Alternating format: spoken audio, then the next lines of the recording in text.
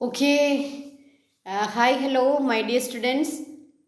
Welcome to Social Science Tutor Channel. Social science tutor channel നിങ്ങൾക്കായി question paper നിങ്ങൾക്ക് പറഞ്ഞു തന്നുകൊണ്ടിരിക്കുകയാണ്. നമ്മുടെ ക്വസ്റ്റ്യൻ പേപ്പറിൻ്റെ ലാസ്റ്റ് ക്വസ്റ്റ്യൻസ് ആണ് നമുക്കിനി അറ്റൻഡ് ചെയ്യാനുള്ളത്. നമ്മളതിനെ എസ് ക്വസ്റ്റ്യൻസ് എന്നൊക്കെ പറയും അല്ലേ. ഇറ്റ് ക്യാരീസ് 5 സ്കോർ, 5 സ്കോറുള്ള ക്വസ്റ്റ്യൻസ് ആണ് നമ്മൾ ഇനിയും അറ്റൻഡ് ചെയ്യേണ്ടത്. ഈ ക്വസ്റ്റ്യനെ പിള്ളേർ പലപ്പോഴും ചോദിക്കാറുണ്ട്, ടീച്ചറെ 5 മാർക്കുള്ള ക്വസ്റ്റ്യന് എത്രമാത്രം ആൻസറിന് നീളം വേണം, നിങ്ങൾക്ക് എത്രമാത്രം അറിയാവോ അത്രയും നീളം വേണം. അതാണ് എനിക്ക് പറയാനുള്ളത്. ഓക്കെ, നിങ്ങൾക്ക് ആ ക്വസ്റ്റ്യനിൽ എത്ര ക്വസ്റ്റ്യൻസിൻ്റെ ആൻസർ എഴുതാൻ പറ്റുമോ, എത്രയും പോയിൻറ്റ്സ് എഴുതാൻ പറ്റുമോ അത്രയും എഴുതിക്കോ. 5 മാർക്ക് നമുക്ക് കിട്ടണ്ടേ.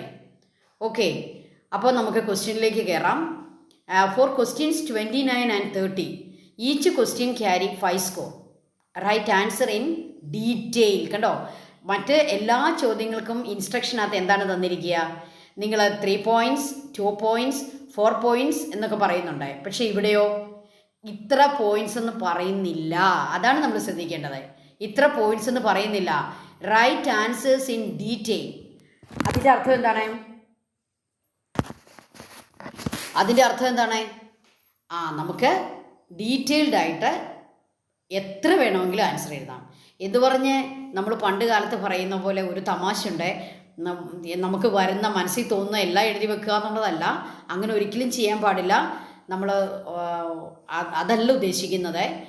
നമ്മുടെ തന്നിരിക്കുന്ന ക്വസ്റ്റ്യൻ്റെ ആൻസറായിട്ട് വരുന്ന നമ്മൾ ടെക്സ്റ്റിൽ പഠിച്ചിരിക്കുന്ന എല്ലാം എഴുതുക, അതാണ് ഉദ്ദേശിക്കുന്നത്. Okay, 29. How far did the emergence and growth of middle class French society cause French Revolution? Evaluate. French സൊസൈറ്റിയുടെ ഫ്രഞ്ച് റെവല്യൂഷൻ്റെ ഒരു കാരണം growth of middle class in French society. French സൊസൈറ്റിയിലെ ആ ഡിവിഷനൊക്കെ നമ്മൾ പഠിച്ചതാണ്. First estate, second estate, third estate. ഈ തേർഡ് എസ്റ്റേറ്റ് പിന്നീട് ഫ്രഞ്ച് റെവല്യൂഷന് തൊട്ട് മുമ്പുള്ള കാലഘട്ടങ്ങളിൽ അവർ കൂടുതൽ വെൽത്തി ആവുകയും അവർ കുറച്ചുകൂടി അവരുടെ സ്റ്റാറ്റസ് ഉയരുകയും അവരൊരു മിഡിൽ ക്ലാസ് ആയിട്ട് ഫോം ചെയ്യുകയും ചെയ്തു. പക്ഷേ അവർ വെൽത്തി ആണെങ്കിലും അവർക്ക് പല കാര്യങ്ങളിലും അവർ ഫോർവേഡ് ആണെങ്കിലും ക്ലർജി ആൻഡ് ദിസ് നോബിൾസ് അവരിവർക്ക് കൊടുക്കേണ്ട ആ ഒരു ബഹുമാനമോ അവർക്ക് കൊടുക്കേണ്ട ഒരു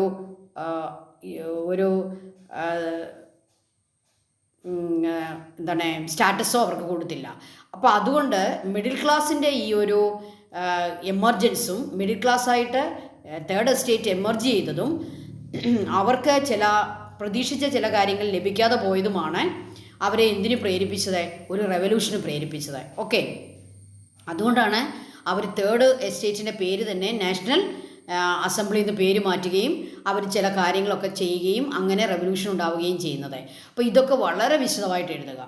ഓക്കെ, അതിനൊരു ക്വസ്റ്റ്യൻ ഉണ്ട്. Renaissance laid foundation for the growth of modern science, substantiate the statement on the basis of changes in the field of astronomy.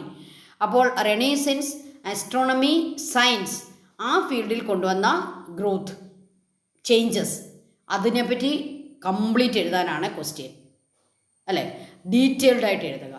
Renaissance, അപ്പോൾ നമുക്ക് തുടക്കത്തിൽ റെനേസൻസ് എന്താണെന്നും അത് ഏതെല്ലാം ഫീൽഡിൽ ഗ്രോത്ത് കൊണ്ടുവന്നെന്നും അതിലെ ഒരെണ്ണമാണ് സയൻസ് എന്നും അതിനകത്ത് വന്നത്.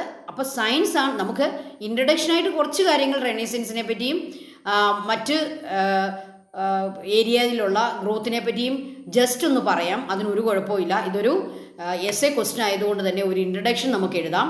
പക്ഷേ നമ്മൾ എക്സ്പ്ലെയിൻ ചെയ്യേണ്ടതെല്ലാം ഏതിനെ പറ്റിയാണ്? സയൻസിനെ പറ്റിയാണ്.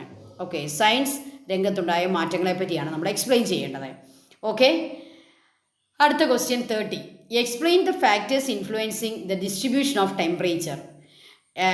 ടെമ്പറേച്ചറിൻ്റെ ഡിസ്ട്രിബ്യൂഷനെ അഫക്റ്റ് ചെയ്യുന്ന ഫാക്ടേഴ്സ് ഞാൻ നമ്മുടെ വീഡിയോകളിലൊക്കെ പറഞ്ഞതാണ്. Factors influencing the distribution of temperature very important ആണെന്ന്. അത് എത്ര ഫാക്ടേഴ്സ് ഉണ്ടെന്ന് പഠിക്കുക. ആ ഫാക്ടേഴ്സ് എല്ലാം 1 by 1 എഴുതുക.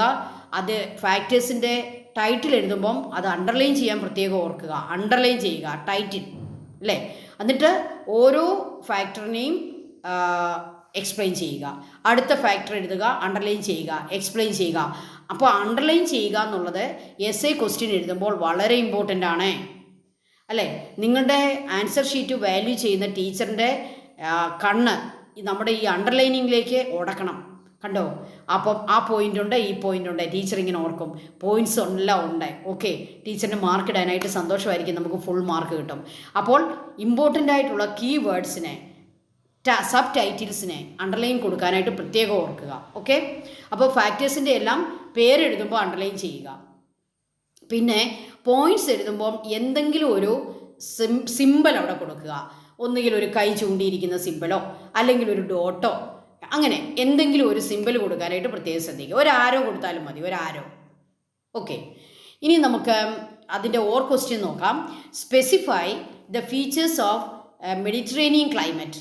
ടീച്ചർ നിങ്ങൾക്ക് സജസ്റ്റ് ചെയ്ത ഒരു ക്ലൈമറ്റാണ് മെഡിറ്ററേനിയൻ. ഓർക്കുന്നുണ്ടാവുമല്ലോ, മെഡിറ്ററേനിയൻ ക്ലൈമറ്റ്. കണ്ടോ, അത് തന്നെയാണ് ക്വസ്റ്റ്യൻ വന്നിരിക്കുന്നത്. Specify the features of Mediterranean climate on the basis of given hints.